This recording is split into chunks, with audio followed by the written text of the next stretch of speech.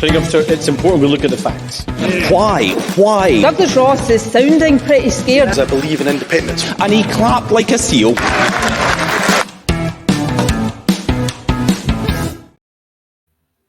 Hello there and welcome to another Planet Holyrood. I'm Paul Hutcheon, political editor of the Daily Record.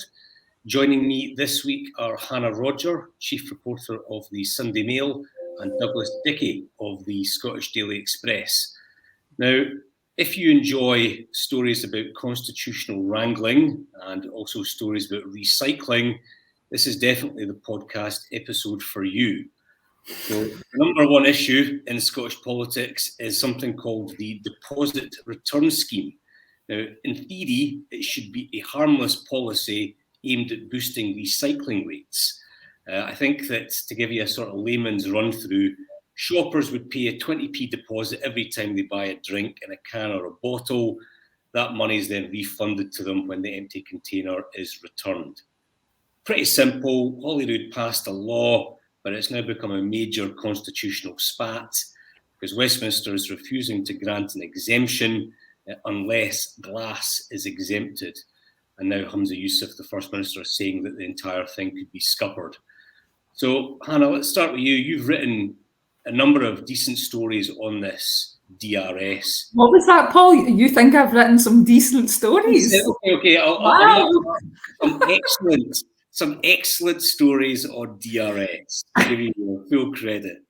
Thank you. I've bumped it up from decent. Good. Who do you blame for this? And what does it say about Scottish politics that we are where we are with it? So I think the whole thing's a mess, right? In terms of who fundamentally is to blame, I mean, to be honest, I don't normally express an opinion on things like this, but on this occasion, I'm going to make an exception and say it's Lorna Slater. I find it quite depressing that when there is some sort of constitutional, or when there is some sort of issue with the Scottish government that involves the UK government, they feel as if their get out of jail free card is just to blame the UK government, even when it's not actually the UK government's fault or predominantly their fault. So with the DRS, I do take issue with this implication by the Scottish government that it's all because of the UK government, not allowing glass, because we saw before the UK government made this sort of decision earlier this week? I've lost track of the days, but whenever they said, we'll allow it, but you have to remove glass, the Scottish government were already blaming the UK government for other things, saying, they're dragging their feet on granting the exemption. The UK government said, the Scottish government haven't even applied for the exemption. But if we put all that aside, take all the exemption stuff out, the stories that I've been writing are about people in Scotland who are unhappy about the way that the policy was going to be enacted in the first place. You've got small business owners. I had 5 of the country's major supermarkets all saying that in its current form, the way it was under the Scottish government plans, it was never going to work, and they didn't support it. So there's a huge amount of stuff that was wrong with that scheme prior to any UK government exemption or non-exemption. So I think it's completely idiotic for the Scottish government to say that it's all the UK government's fault. And I think that they're actually kind of disrespecting people's intelligence by trying to suggest that. Lorna Slater has claimed, Hannah, that this is a sign of a broken union. What do you make of that? Yeah, next she'll be saying we've been dragged out of Europe against our will, yada, yada, yada. I mean,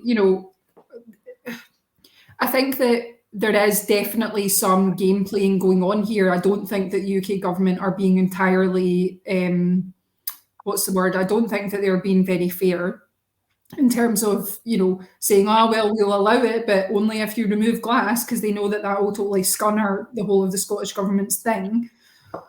But it goes back to what I was saying. It's not, even if the UK government said, yes, okay, exemption granted, you can run your scheme, all those problems that the businesses were having with it, the fact that businesses were saying that they were going to have to close down, there's issues to do with, transparency around the company that's been tasked with running this scheme, all of that stuff, that all would still exist. Right, hold on. Just to play devil's advocate here, though, you're mentioning that even before the glass row, you had small businesses, big businesses kicking off.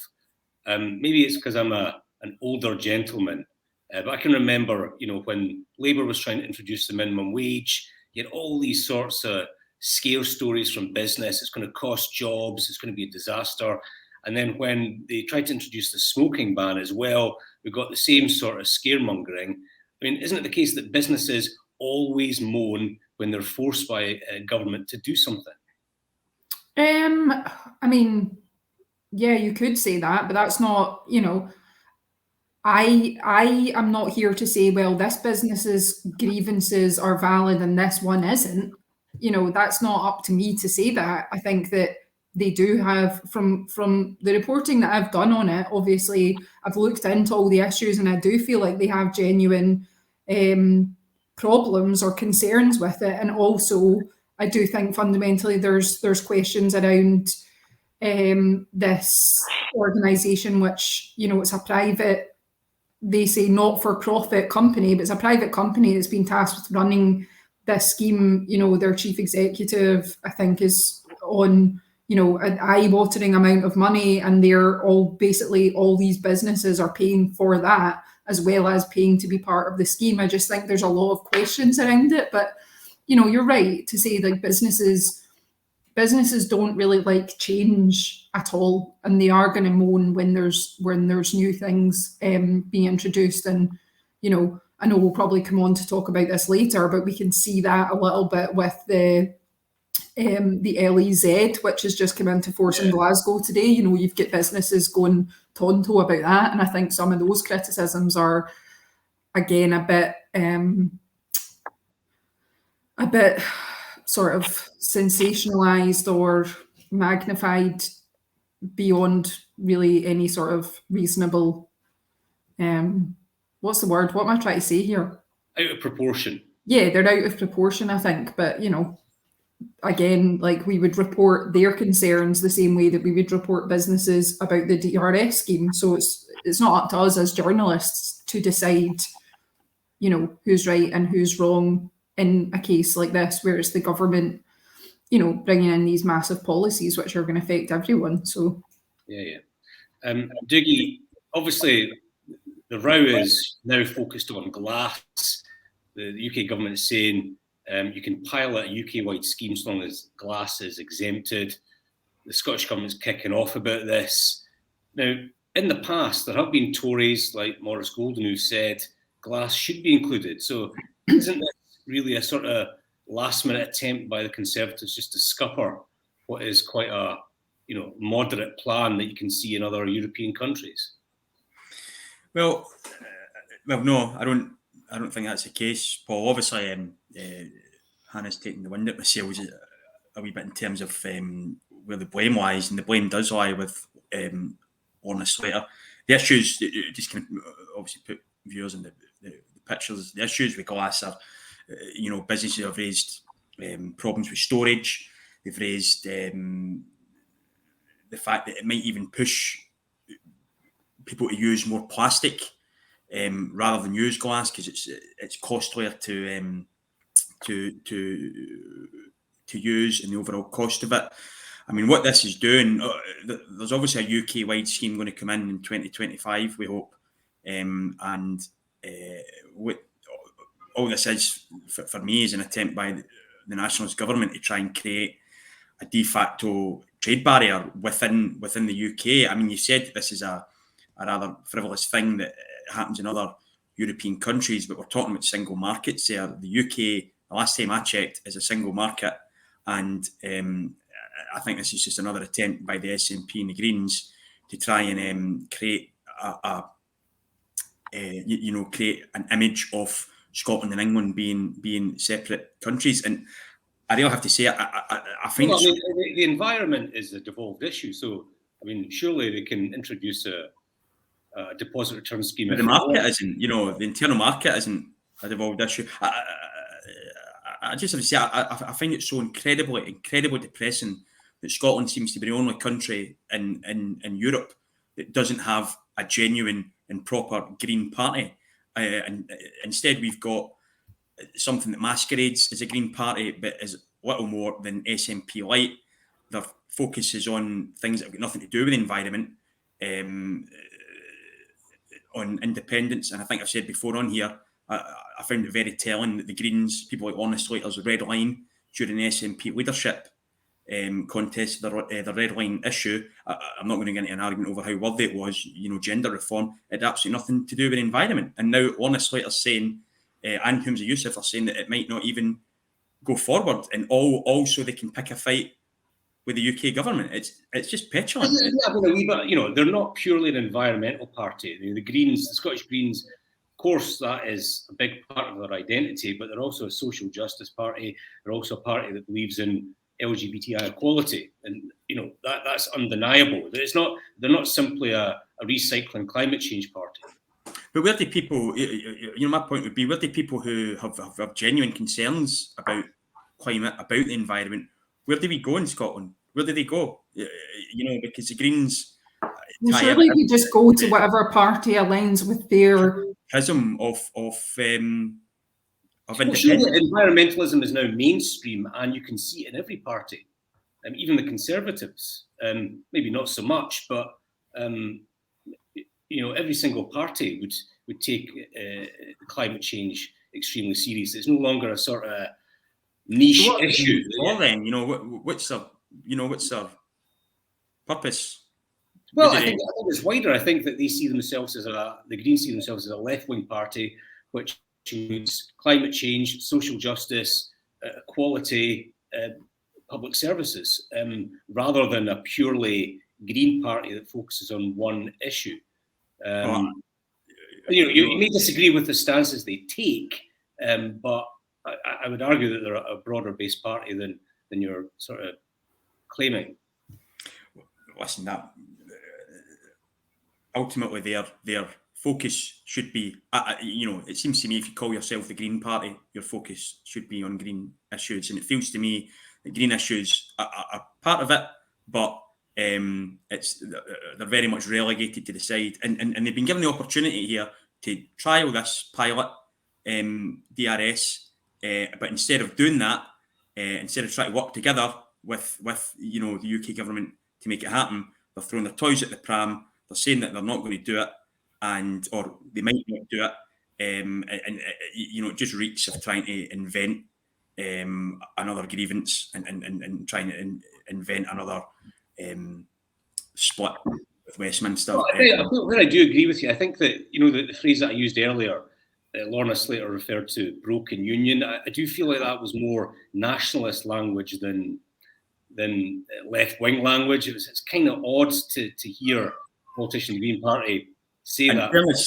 In fairness to Lorna Slater, she was probably just reading a script by her spad. So and also she's a minister in an SNP government. So but I kind of think that maybe they should put their own imprint on it rather than repeating nationalist lines. But that's just she probably didn't even realise what she was saying. To be honest, when you're reading a script, sometimes it just kind of comes out and it's there before you know it. But I'm going to skip a subject because I think that the third item that we're going to talk about is more linked to climate change, and that is Labour on oil and gas.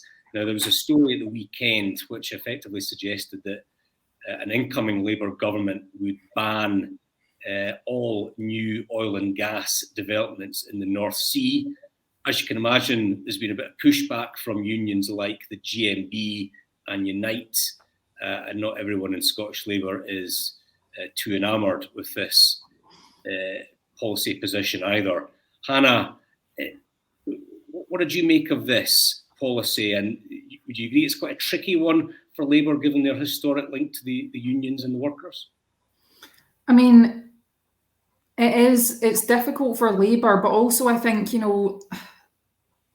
somebody has to do something about the climate emergency. And we see this all the time, that parties kind of say, oh yeah, something must be done. But then when it actually comes to enacting policies, for example, the DRS or the LEZ or whatever it is, then it gets watered down or gets abandoned. And, there's only so many times you can do that before, well, basically people need to take action to do something. And I think that it's quite clear that North Sea oil and gas exploration is something that is not necessarily the best for the environment. Now, Labour has been, I suppose, quite, it's not been completely,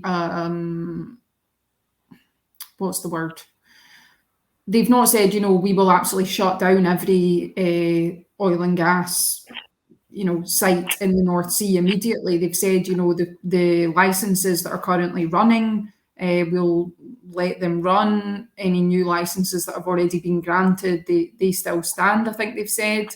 But, we're not going to be granting new licenses if we come to power. And I think that's, it's a tricky one for Labour because of their relationship with unions and with, obviously, the industry. But it's going to have to be done at some point. And I think actually it's a pretty brave move of Keir Starmer to be the one to say, no, this is going to happen and I'm going to do it. And it's not, it's not as if these things are going to happen overnight. It's quite a long period of time that this is going to be happening over. And, politicians constantly say how we need to reskill people who are working in these sectors so that they can work elsewhere and things like that. And it does give time to do that. But, that's just the way I see it. I'm sure Dougie will have a different opinion. Dougie, Keir Starmer's been accused of being quite cautious on policy. He's been accused of not having a bold policy agenda. But do you agree with Hannah that on this particular issue he's been brave? No, but the reasons maybe aren't exactly why Hannah would think. But I think he's maybe banking on the fact that this will probably play well in areas Labour will be targeting, and politically and electorally, it's going to have an impact in a part of the country where Labour aren't so strong anyway. The North East. I think the Tories will be licking their lips at this one. Around Aberdeenshire, that kind of Grampian area, because I think you might get people who might have been considering voting Labour up there thinking, well, we want to protect jobs up here, we want to protect industry. I think one thing I do agree with Hannah is it is such a complex issue, and I wish I knew, if I knew what the right answer was, I wouldn't be here right now. I'd be sunning myself in the Caribbean, after selling it to someone. But it's just, it's so complex. We can't jump off a cliff edge of just stopping. Isn't that complex? I mean, as an industry, it is creating just havoc in terms of the climate across the world. It is a dirty, dirty industry. And at some point, it's going to have to end.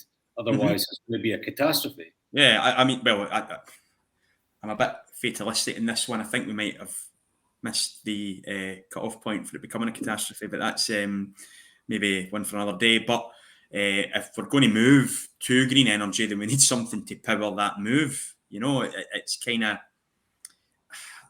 I won't pretend to be an expert in this field. It just feels to me like, and another thing, you're absolutely right, this is happening all over the world. There's a bit of me thinks that the North Sea's a drop in the ocean compared to it, and with energy prices at the moment as they are, it's certainly, maybe it is a bold move from Keir Starmer. I think, I don't think it's going to have any impact electorally. Anna, just to pick up this again, Scottish Labour have been a bit muted on this. They haven't exactly been. Well, they haven't. After statement every day on it, they've been pretty quiet. Would you sense that maybe they've been sidelined on this a bit? Well, they definitely. I don't think that they were 100% aware that he was going to make these comments, because you can kind of see that from the response, you know, as you say, these sort of statements, it's like, yeah, yes, we will do whatever Keir Starmer says. But, you know, I don't think that there's been a discrepancy in terms of what the UK Labour Party are saying and the Scottish Labour Party. I don't think that they're outright disagreeing. I think Scottish Labour have said, you know, basically we support the sort of move towards a greener economy, greener energy, etc. And then they've reiterated this point about, you know, it's not as if they're going to have a cliff edge where they shut off all the North Sea oil and gas industry. It's going to be a gradual thing. But I don't know. I mean, it's one of those issues that, like, as we approach the general election, all the parties are going to have to put out their position on it. So maybe it's a good idea for them to have got it out now, and Scottish Labour can then start to really finesse and work on their lines and how they're going to deal with that. Because, yeah, I think while, you know, Keir Starmer can come up here, say that, and then boost off back to Islington, and Sarwar is going to be stuck up here having to answer all the questions every other day from people like us. So, yeah, it's a bit of a tricky one, but I think they've handled it okay so far. I think Labour are launching their national mission on energy in Scotland at some point this month. Let's just move on to the SNP. Hannah, you used to be at Westminster Court for the Herald, so you've got a lot of good contacts amongst the MPs.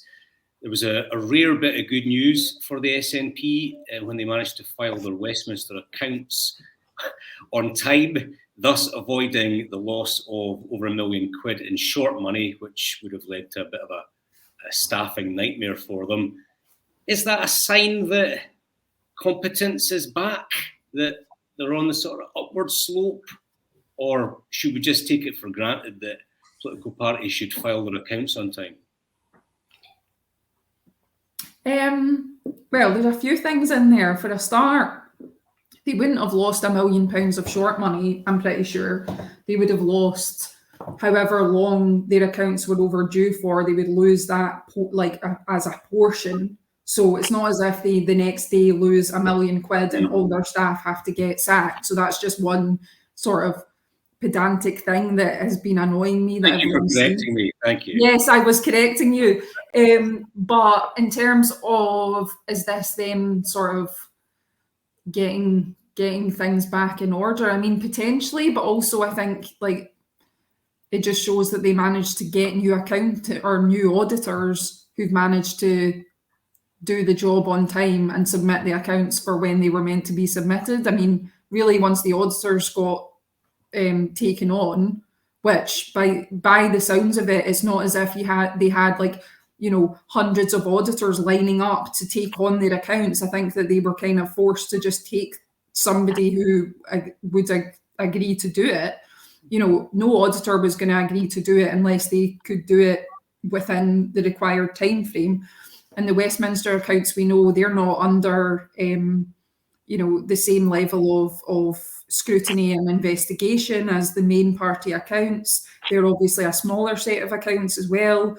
So I just think, while it's a good headline, when you actually break it down, it's not really that remarkable. Like, the auditors were always going to submit them on time. It's a little bit of drama that they did it, you know, within hours before the deadline. But yeah, I do think it is some like much needed positive news for the SNP, certainly.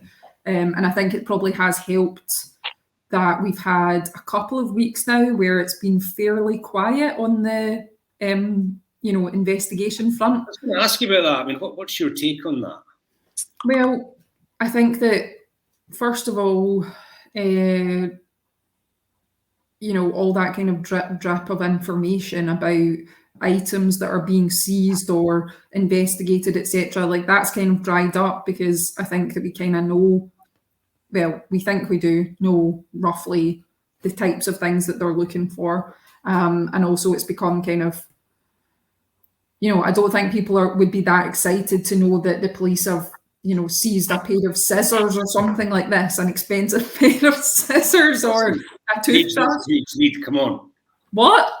page lead is a page lead. I'll take Well, the story. Look, a page lead in the Sunday Mail has got a much higher standard than a page lead in the Well, No, I've got enough of you already. Yeah, no, I think like it's kind of quieting down in terms of the information that's coming about the investigation, and also, you know, like journalists have had other stuff going on. For example, the police investigation into former North Lanarkshire Council leader Jordan Linden. Oh, and by the way, the police chief who's leaving saying that the whole force is institutionally racist might have distracted people as well. So, you know, there's just been a lot of other stuff going on. And I think it's probably welcome. And again, it could erupt at any time, couldn't it? I mean, yeah, I mean, that's the thing people are thinking. It's not as if everyone thinks, oh, that's it, it's gone away now. I think people are still waiting to find out what the next thing is, but we could be waiting for a few months. You don't think, Dougie, it's sort of slightly better times for Humza? I mean, I think he's doing better at FMQs. Okay, you've got a few constitutional spats, but police investigation, as Hannah was saying, is a bit quieter. Filed their accounts on time. They might just try to survive into summer recess and then regrouping. I think that's what we'll be hoping for. I still think he's got a pretty hefty entry of problems, and it could, you know, this could be the calm before the storm. Paul, I mean, we're facing, you know, next week we'll find out probably an expensive by-election in Rutherglen, one they'll lose.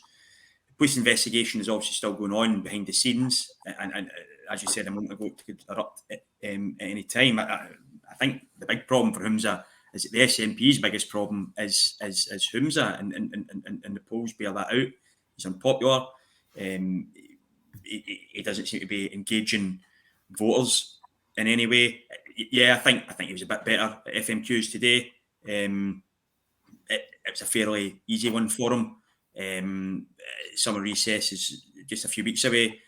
I think he'll get to that now, and I think he'll just be hoping that nothing incredible comes out in that time. But it seems to me only a matter of time before the next SNP crisis arrives. They've still got another auditor's deadline to meet.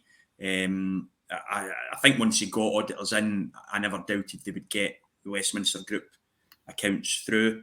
I don't think doing it with, you know, hours to spare is much of an achievement. I don't really think they should have been crowing about it the way they did.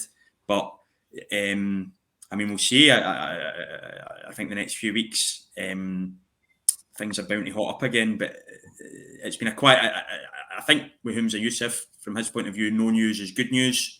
And from his point of view, it's been pretty quiet. Lorna Slater's been taking a lot of the political heat this week, and I think that will shoot him down to the ground. Dougie, just wrapping up, good week, bad week for you? So I'll go good week. I think it's been a good week for Alistair Jack. I think he, I can just see Hannah disagreeing with me there. I think he outfoxed the Scottish Government on this one. I think they offer the Internal Market Act to allow the DRS to go forward is perfectly fair. Without Glass, I think the Scottish Government should take him up on that and should press ahead with it.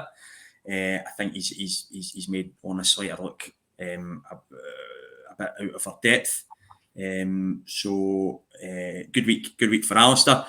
For bad week, it's a bad week for some Glaswegian motorists who've found themselves effectively banned from their own city centre. Obviously, this is the controversial low emission zone that has been brought in today. I think one of the main factors is it's going to be a lot of people on lower incomes who will be most impacted by this. I know the SNP like to say it's I think pretty good news for people with asthma, though, isn't it? Well, exactly. I'm asthmatic myself, Paul. So good news for you. And I've personally never had any problems in the city centre, but you know, I'm aware that there are other people who will. But yeah, if you're somebody who drives a 2006 diesel, then it's been a bad week if you were to go shopping in Glasgow city centre. You'll need to rely on the patchy public transport instead. Hannah, over to you. Good week, bad week? So my bad week is the opposite of Dougie's good week, I think. So my bad week, I've decided, is just the Tories in general, but, particularly, for example, Douglas Ross at FMQs, and also, the UK government in terms of this DRS stuff. I just think if you look at all these different things, like the DRS, like the LEZ, like what else, the protected marine environments and things, whether you agree with those individual policies or not, I think that it's starting to just look like the Tories are, anti-environment altogether. Like they don't actually care about these climate change policies, and it just is starting to feel as if they're just determined to kind of knock down any sort of policies which could benefit the environment. I'm not saying that is what their position is. I don't really see that they are very big on the environment, to be honest, but it's just starting to look a bit mad because they're going after all these specific environment policies. Of course, Tory voters who do care about the environment have got nowhere to go because we don't have a proper Green Party. Oh yes, yeah, because you have to vote for the Greens if you care about the environment in any capacity. I mean, no, but anyway. Lib Dems have environmental policies, don't they? I mean, I was joking. And my good week, I should say, I'm just suggesting that. My good week is, I'm just picking somebody who I feel is a bit of a voice of reason at the minute, and it's Hannah Rodger. I think while the SNP and the Tories are at loggerheads over all these constitutional issues, Hannah Rodger, week after week, constantly campaigning, highlighting, trying to hold the government to account on one issue which affects absolutely every single person in this country, and that's the state of the NHS. He is like a dog with a bone with a subject, constantly brings it up, constantly questioning the government about it. And to be honest, I think that he's doing a really good job on that. I'm not saying that, the government, I think that basically there's a long way to go in terms of improving the NHS, but he's not kind of letting them get away with anything. And I think that it's quite, it's just it's just refreshing to have somebody actually talking about issues that matter to the average person and not these constitutional wranglings all the time. Well, listen, that's it for another week. I hope you enjoyed this constitutional wrangling recycling special on Planet Holyrood. Thanks again to Dougie and to Hannah for their analysis. I hope you'll join us again next week. It's important we look at the facts. Why? Douglas Ross is sounding pretty scared. I believe in independence. And he clapped like a seal.